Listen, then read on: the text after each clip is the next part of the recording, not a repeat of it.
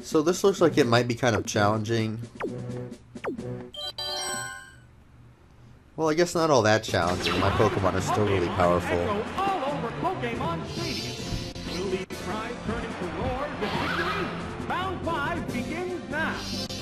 Right, so this Zapdos has performed extremely well for me.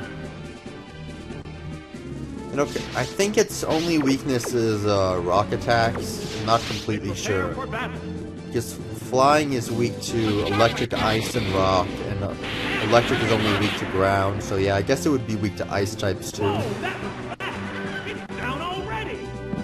Wow, I wasn't expecting that. I didn't even get a critical hit or anything, it's just down. Alright, so Quagsire is half water, half ground. So if I had Hidden Power Grass, I'd be able to do a lot of damage to it. But because I decided to stick with Hidden Power Ice, I won't be able to do all that much. Hidden Power Grass is mostly used for Swampert and things, which doesn't come until the 3rd generation. So in general, I think that Hidden Power Ice is a lot more effective, but there are those rare circumstances where you face these ground and water types like Quagsire.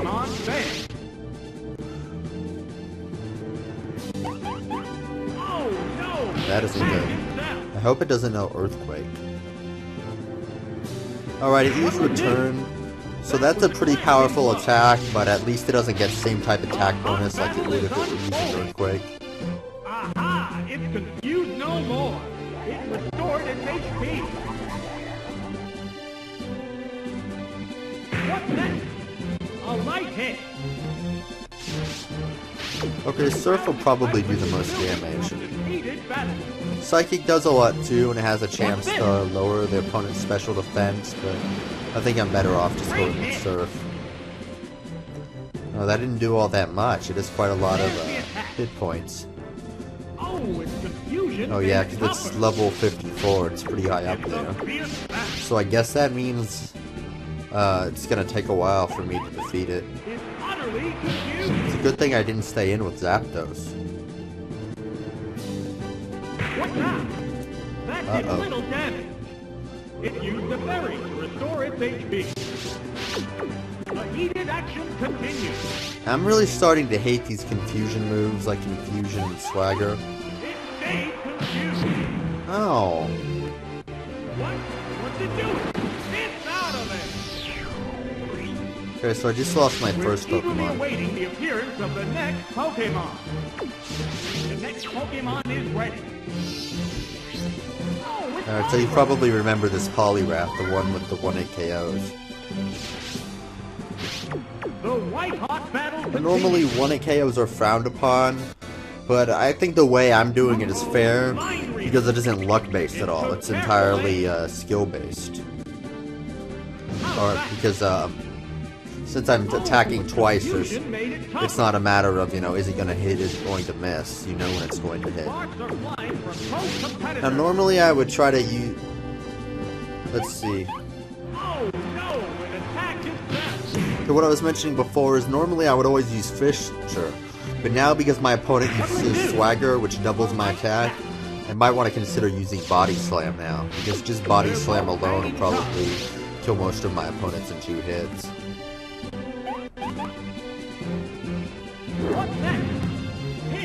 Alright, so I just paralyzed it.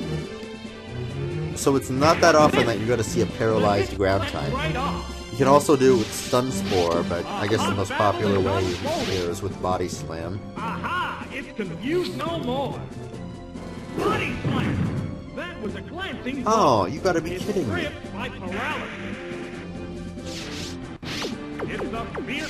Okay, so it just got the paralysis, so that cancels it out. What? Again? So, that's kind of... I wonder what the odds of that are, getting a Focus Band twice in a row. Alright, let's see if it does it 3 times here. That'd be pretty amazing. Alright, so finally I knocked it out.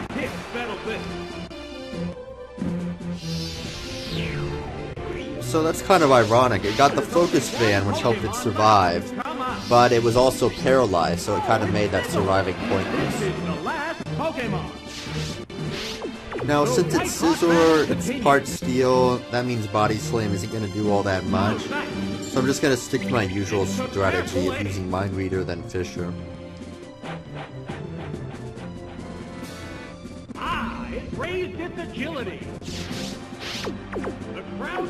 Alright, it better make this attack count, or else I'm going to use Fisher.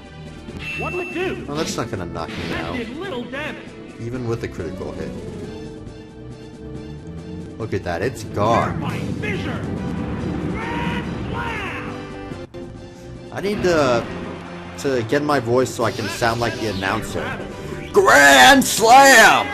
Yeah, that was a horrible impersonation of him. Sorry about that. Oh, so now my voice kind of hurts.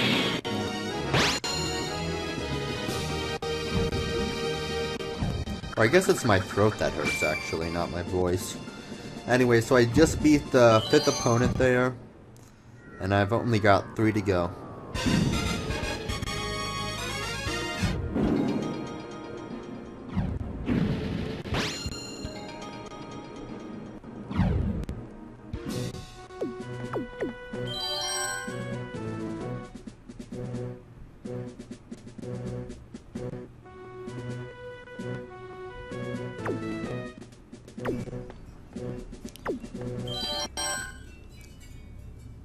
Alright, I think I'm going to start things off with Zapdos here. Zapdos has performed very well for me so far. I noticed the announcer just mentioned that 8 trainers have reached the quarterfinals. So that means that this entire thing is a tournament. And I guess since I go through 8 battles, that would mean there are 256 trainers total in this tournament. Alright, notice my opponent is using Entei. I suppose in the higher challenges, like the Master Ball in round 2, your opponents start using legendary Pokemon.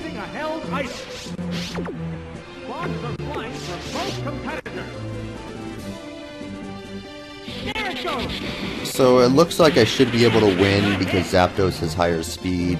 If Entei had higher speed, then I might be in trouble. What's this? Great hit!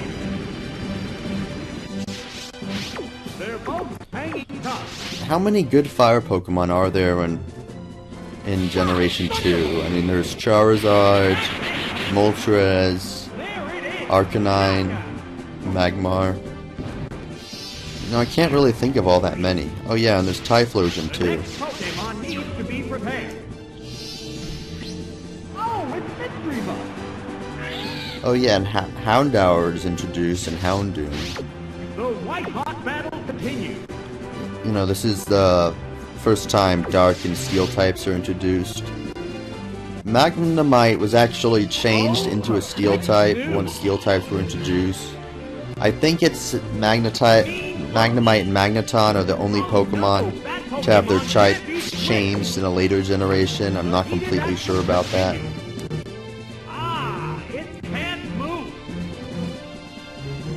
I wonder if these turns when I'm asleep count as turns for being confused. Like if I'm asleep for 5 turns, does that count as being confused for 5 turns, and will I be no longer confused once I wake up? Uh-oh, Parasong. So I think my opponent used Mean Look earlier, and that means I'm not going to be able to switch out.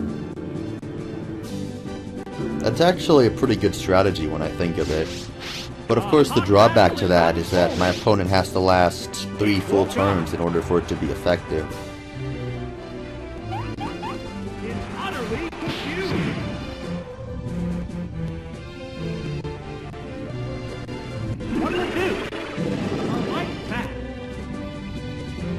Alright, so I'm still confused, which it looks like that can be used to buy time for my opponent.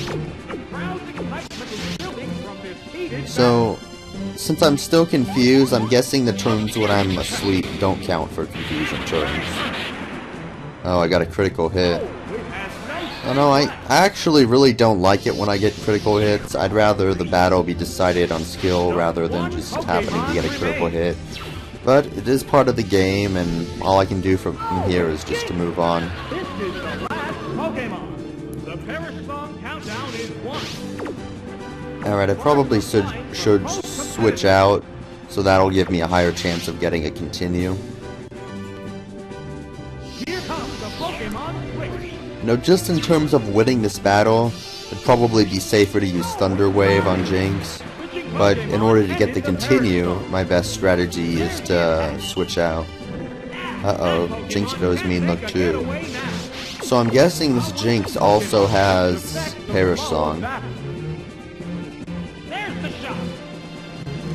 And now if this Jinx had Lovely Kiss as well to put my Pokemon to sleep, that'd be a pretty good combination.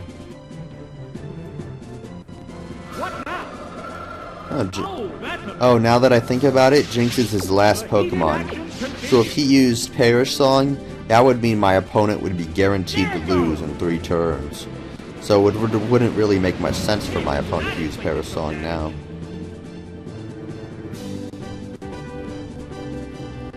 What's this? Ah, that didn't do much. But again, it didn't make much sense for him to use Mean Look. Because why would I want to switch out now?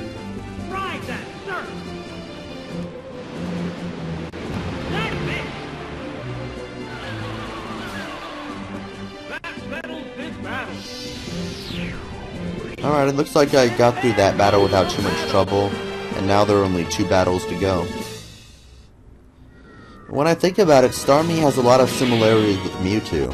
I mean, the stats are lower, obviously, but it has high speed and special attack.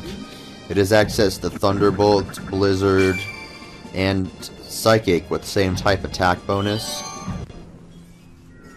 So, you know, if you beefed up Starmie's stats a little, like you gave it higher speed and higher special attack and higher defenses, it would essentially be like Mewtwo.